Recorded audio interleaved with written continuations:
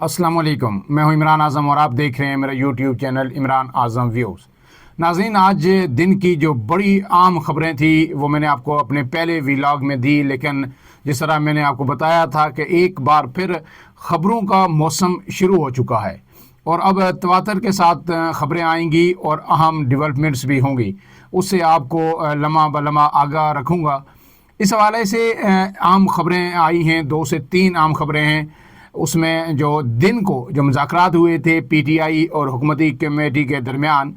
उसके बाद अब उस पर रद्द अमल आना शुरू हो गया है। 2-3 जानिब से रद्द अमल आया है और बड़ा ही दिलचस्प रद्द अमल है। एक तो राना सनाउल्लाह जो शुरू से ही वकालत करते रहे हैं इन मुज़ाकरात की, और वो उन लोगों में उनका शुमार होता था जो सबसे ज़्यादा इस बात की एडवोकेसी कर रहे थे कि जी मुज़ाकरात होने चाहिए और मुज़ाकरात से ही चीज़ें आगे चलनी चाहिए। लेकिन आज उनका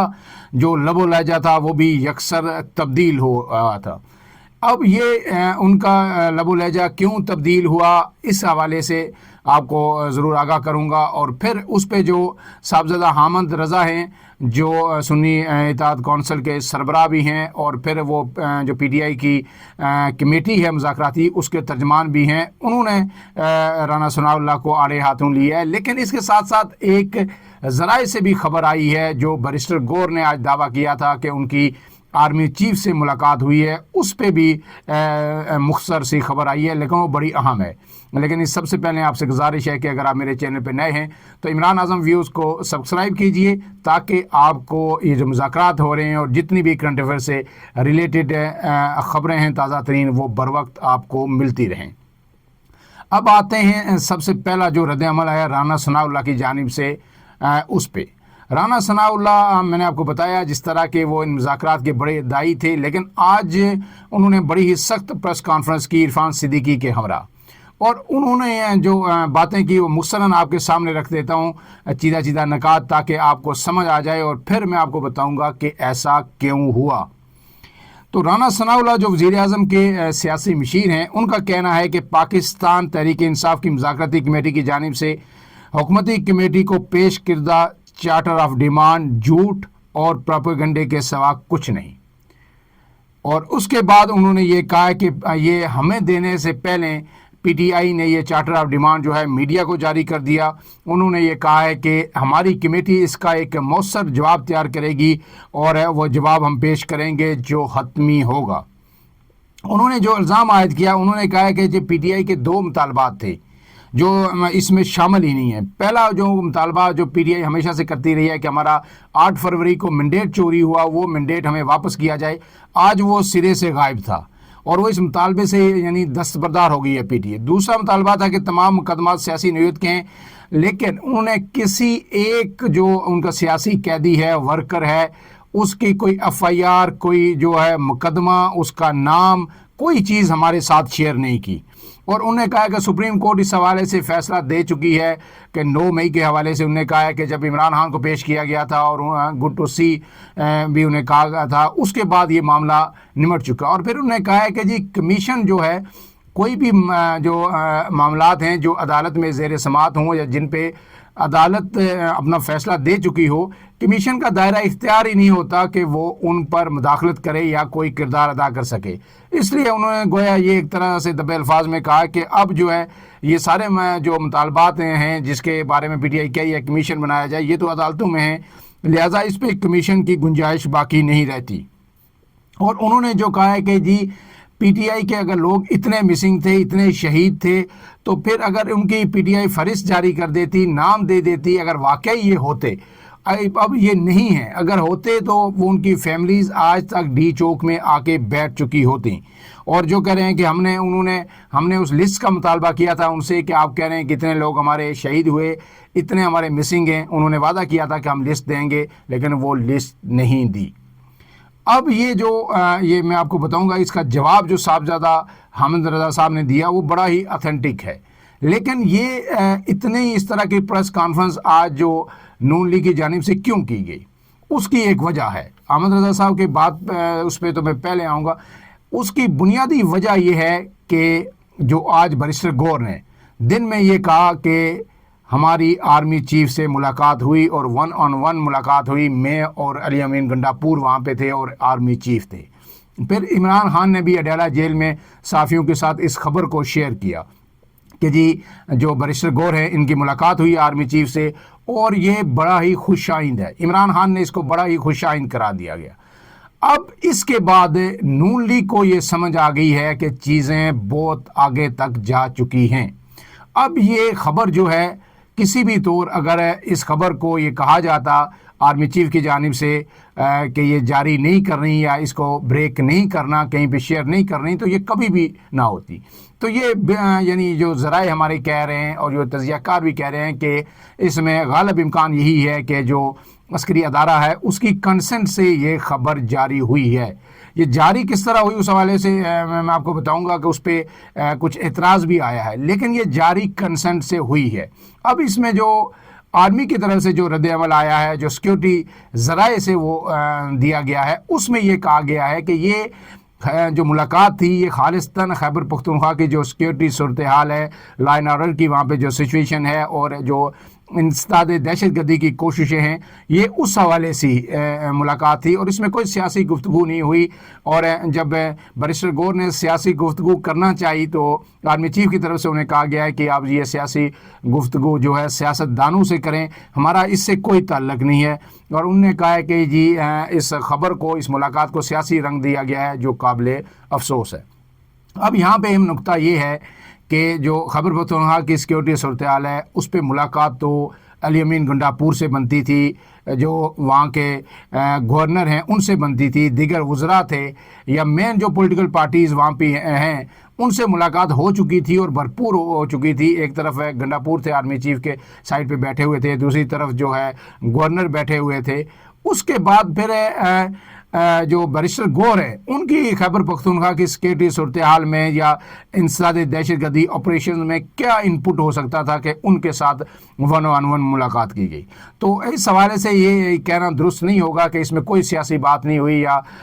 جو ملاقات ان سے ہوئی تھی بیرسٹر گور سے وہ خالصتاً جو ہے سیکیورٹی معاملات پہ تھی. لہٰذا اس چیز کو تو آپ چھوڑ دیں. اب بات یہ ہے کہ نون لیگ کا یہ جو رد عمل ہے یہ صرف اس وجہ سے ہے کہ انہیں یہ پیغام دے دیا گیا ہے اور انہیں یہ سمجھ آ گئی ہے پوری طرح کہ چیزیں کہیں اور جو چل رہی تھیں وہ بہت آگے تک جا چکی ہیں. اور انہیں یہ پیغام دیا گیا ہے کہ جناب اب آپ جو ہے ان مذاکرات کو کسی سرے لگائیں, کیونکہ آپ کے لیے ہم مزید جو بدنامی ہے وہ مول نہیں لے سکتے, کیونکہ ہر طرف سے پریشر آ رہا ہے. اور آپ کو پتہ ہے کہ عام خبر یہ بھی ہے کہ گزشتہ روز جو برطانوی ممبر آف پارلیمنٹ ہیں ان کے لیے پی ٹی آئی نے ایک بریفنگ کا انعقاد کیا تھا اور اس کے لیے جو انیشیٹ کرنا ہوتا ہے وہ برطانوی پارلیمنٹ کے کسی ممبر نے کرنا ہوتا ہے. ظاہر ہے پی ٹی آئی نے اس کے لیے لابنگ کی, پھر ایک ممبر وہاں سے اٹھے, انہوں نے باقی ایم پیز کو جو ہے انویٹیشن بھیجا, تقریباً 20 سے 25 لوگ وہاں پہ آئے وہ ایم پیز, اور پھر ان کو پی ٹی آئی کی جانب سے ایک مفصل بریفنگ دی گئی جو ملک کے اندر جو اس وقت جو صورتحال ہے ہیومن رائٹس کی, جو جمہوریت کی صورتحال ہے, جو قدغنیں لگی ہوئی ہیں اور جو لوگ جیلوں میں ہیں, جو ٹرائل ہو رہا ہے سیاسی قیدیوں کا, اس پہ جو ہے بریفنگ دی گئی. اور اس میں ایک جو پاکستانی نژاد ایم پی اے تھے وہاں کے, انہوں نے یہ کہا کہ جب ظاہر ایسی چیزیں ہوتی ہیں تو پھر اس کے بعد نیکسٹ اسٹیپ یہ ہوتا ہے کہ آیا اس ملک کے حوالے سے ہم کیا اقدامات کر سکتے ہیں اگر واقعی وہاں پہ ہیومن رائٹس کی کوئی وائلیشنز ہو رہی ہیں. تو اس پہ جو پاکستانی نژاد ایم پی اے تھے انہوں نے وہاں پہ کہا کہ ایسا نہیں ہونا چاہیے کہ کسی ملک کو جو ہے پابندیوں کا شکار کیا جائے یا اس کے لیے کوئی سخت اقدامات اٹھائے جائیں, کیونکہ اس سے پھر پاپولیشن ایٹ لارج سارے متاثر ہوتی ہے, جتنے لوگ ہوتے ہیں وہاں پہ عوام سارے متاثر ہوتے ہیں, پابندیوں کی زد میں آتے ہیں اور اس ملک کا معاشی نقصان بھی ہوتا ہے. لہٰذا فوکس اس پہ یہ کرنا چاہیے کہ جو لوگ اس کے ذمہ دار ہیں, جو لوگ وہاں پہ اگر انسانی حقوق کی خلاف ورزیاں ہو رہی ہیں یا لوگوں کو بے گناہ جیلوں میں ڈالا جا رہا ہے, تو جو لوگ براہ راست اس میں ملوث ہیں یا جن پہ الزام ہے ان کو پوائنٹ آؤٹ کر کے ان کو الگ کر کے ان کے حوالے سے اقدامات اٹھائے جانے چاہیے. تو یہ زیادہ سیریس بات ہے. آپ اگر آن لارجر اسکیل کوئی بات کرتے ہیں کسی ملک کے خلاف تو وہ ایک ڈفرینٹ سچویشن ہوتی ہے, لیکن اگر آپ اس ملک کی 2-3 عام شخصیات کو پوائنٹ آؤٹ کر کے ان کے خلاف کوئی ملک اگر آواز اٹھاتا ہے یا کوئی اقدامات کرتا ہے کہ یہ لوگ اس ملک میں یعنی انسانی حقوق کی خلاف ورزیوں کے ذمہ دار ہیں یا جو لوگوں کو ٹارچر کیا جا رہا ہے, تو پھر وہ زیادہ تشویشناک ہے. تو یہ ساری چیزیں جو ہے ظاہر ہے ذرائع سے ہر جگہ پہنچ رہی ہیں, انٹیلیجنس حکام کو بھی اس سے آگاہی ہو رہی ہے. اب پھر میں نے آپ کو پہلے بھی بتایا تھا کہ 22 کو بھی امریکہ میں ایک بریفنگ ہوگی. تو اس سارے صورتحال میں اب برف پگھل رہی ہے, اور یہ پہلا براہ راست رابطہ تھا آرمی چیف کے ساتھ جو بیرسٹر گور ہیں, ان کا جو پی ٹی آئی کے چیئرمین بھی ہیں. تو اس سے یقیناً بہت ساری جو ایک دوسرے کا موقف سنا گیا ہوگا, گلے شکوے بھی ظاہر ہوئے ہوں گے, اور اس کے بعد جو انہوں نے سامنے رکھی ہوں گی چیزیں, تو اس سے انہیں کہا ہوگا کہ جناب آپ یہ کریں, آپ اتنا پیچھے ہٹیں, ہم اتنا پیچھے ہٹتے ہیں, اور یہاں پہ جو چیزیں ہیں یہاں پہ ہم کنسنسس کر لیتے ہیں تو چیزیں بہتری کی طرف چل پڑیں گی. تو اس پہ کنسنسس ہو چکا ہے. اب جو نون لیگ کے لیے یہ سب سے بڑی پریشانی ہے. اب اس میں جو صاحبزادہ حامد رضا ہے انہوں نے بڑا مفصل جواب دیا اور بڑا لاجیکل جواب دیا. انہوں نے یہ کہا ہے کہ ایک تو انہوں نے سیاسی بات کی ہے کہ حکومت مذاکرات سے بھاگ رہی ہے, اور ان کے پاس اگر کمیشن بنانے کا اختیار ہے تو کمیشن بنائیں, کیونکہ آپ کو پتہ ہے کہ رانا ثناء اللہ بار بار یہ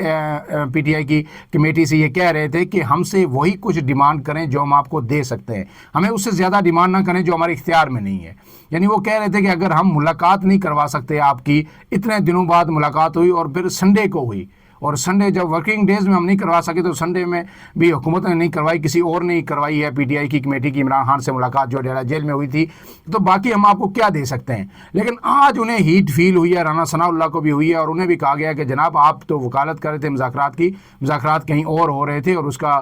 جو ہے خبر بھی اب آپ کے سامنے آ گئی ہے. لہٰذا جائیں پریس کانفرنس کریں اور ان کو آڑے ہاتھوں لیں, نہیں تو جب ہم نہیں رہیں گے تو پھر آپ کا بھی کچھ نہیں رہے گا. تو ظاہر ہے یہ وہ ساری چیزیں اس پریس کانفرنس میں بڑی واضح ہو رہی تھی نون لیگ کی. لیکن جو حامد رضا صاحب نے جو بات کی وہ اہم ہے. انہوں نے یہ کہا کہ دیکھیں ہم نے تمام چیزیں یہ سمجھتے تھے کہ ہم ٹی او آرز نہیں دیں گے کمیشن کے حوالے سے, ہم نے وہ دے دیے, اور یہ سمجھتے تھے کہ ہم نام لکھ کے دیں گے کہ یہ ہمارے سیاسی قیدی ہیں, یہ اتنے سال سے جیلوں میں ہیں, لہٰذا ان کو رہا کیا جائے. اور یہ نام وہ ہمارے نام اٹھا کر پھر انہوں نے ایک پروپیگنڈا کرنا تھا, اور انہوں نے این آر او کا بیانیہ بنانا تھا. انہوں نے کہا ہم نام بھی دیں گے, ہم شواہد بھی دیں گے, ہم نے جو ہے کچھ نام ان کے ساتھ یعنی جو زخمی لوگ تھے ہمارے یا شہید ہوئے تھے زبانیں ہم نے شیئر بھی کیے. لیکن یہ سب چیزیں جو ہمارے پاس اگر جو ایویڈنسز ہیں یا جو نام ہیں شہداء کے ہیں یا جو لوگ مسنگ پرسن ہیں یا جیلوں میں, یہ حکومت کو نہیں دینے, ہم نے دینے ہیں جوڈیشل کمیشنز جو 2 بنیں گے, ہم نے ان کے سامنے رکھنے. حکومت سے تو ہمارا مطالبہ ہی سیدھے 2 مطالبات ہیں کہ ایک آپ 9 مئی کے لیے ایک الگ کمیشن بنائیں تحقیقات کے لیے, اور ایک جو ہے 26 نومبر کے لیے بنائیں تاکہ سیاسی قیدیوں کا بھی اس میں تعین ہو. تو ان دونوں کمیشن کو جب یہ کمیشنز بن جائیں گے تو ہم اپنے بھرپور ثبوت شواہد ان کے سامنے رکھیں گے, اور جو مسنگ پرسن ہیں اپنی کوششوں سے ہم نے ان کا بھی پتہ چلایا ہے, ان کا بھی ڈیٹا ہم نے مرتب کیا ہے, تو وہ بھی ہم ان کے سامنے جو ہے کمیشن کے سامنے رکھیں گے. اس لیے یہ ان کا بلا جواز ہے یہ اعتراض ہے رانا ثناء اللہ کا یا حکومتی ٹیم کا کہ جی ہمیں نام نہیں دیے گئے, ہمارے سامنے کوئی ایویڈنسز شیئر نہیں کی گئیں, اور جو ہے کسی کا کوئی ایف آئی آر ہمیں نہیں دی گئی. تو یہ تو ہم نے انہیں دینی نہیں تھی. ہم نے کہا تھا کہ یہ ٹی او آرز ہیں, یہ ہمارے مطالبات میں ان پہ آپ کمیشنز بنائیں, اور کمیشن کسے بنائیں کہ چیف جسٹس کے نگرانی میں بنائیں یا پھر 3 سپریم کورٹ کے سینئر ججز پہ بنائیں. جب کمیشن بن جائیں گے تو پھر کمیشن ظاہر ہے ہم سے بھی چیزیں مانگے گا, آپ بھی اپنی چیزیں وہاں پہ دیں گے, تو پھر تو ہم اس کمیشن کے سامنے چیزیں رکھیں گے. اور انہوں نے یہ پھر یہی چیزیں جو پھر عمر ایوب نے بھی کہا, اور انہوں نے کہا کہ ہم بانی پی ٹی آئی کے لیے کی رہائی کے لیے کوئی ایگزیکٹو آرڈر نہیں مانگ رہے, اور جو آج انہوں نے جو دیے ہیں مطالبات اس میں عمران خان کا بھی نام کہیں بھی نہیں ہے. صرف یہ ہے کہ جو ہمارے سیاسی قیدی ہیں ان کو رہا کیا جائے, اور اس حوالے سے سیاسی جماعتوں سے بھی تعاون طلب کیا گیا ہے حکومتوں سے, اور ساتھ کہا گیا ہے کہ ایک کمیشن بنائیں. تو بالکل صحیح ہے, جب کمیشن بنے گا تو پھر حکومت بھی اپنی چیزیں اس کے سامنے رکھے گی اور پی ٹی آئی بھی رکھے گی, اور اس کے بعد پھر کمیشن اپنی فائنڈنگ دے گا. اس لیے فی الوقت جو کل کی بڑی اہم جو ایک پیش رفت ہونے والی ہے وہ ہے 190 ملین پاؤنڈ کا فیصلہ، اور توقع یہ کی جا رہی ہے اب تک کہ کل یہ فیصلہ جو 3 بار پہلے مؤخر ہو چکا ہے وہ اب کل آئے گا۔ اور آج علی خان نے بھی کہا ہے کہ عمران خان چاہتے ہیں کہ فوری طور پر یہ فیصلہ آئے۔ حکومت اس سے پہلے جو ہے نا اس کو ایک تلوار کے طور پر عمران خان کے سر پر لٹکا رہی تھی، لیکن عمران خان کو اس سے ذرا بھی خوف نہیں ہے، کیونکہ ان کے 8 مقدمات پہلے بھی اسی طرح کے ان کے فیصلے بھی ہو چکے ہیں، پھر ان میں ضمانتیں بھی ہو چکی ہیں، تو عمران خان کہتے ہیں یہ بھی کر کے دیکھ لیں، اس کے بعد دیکھیں گے کیا ہوگا۔ تو کل یہ فیصلہ اگر نہیں آتا، ایک یعنی چوتھی دفعہ بھی یہ ڈیلے ہو جاتا ہے، تو پھر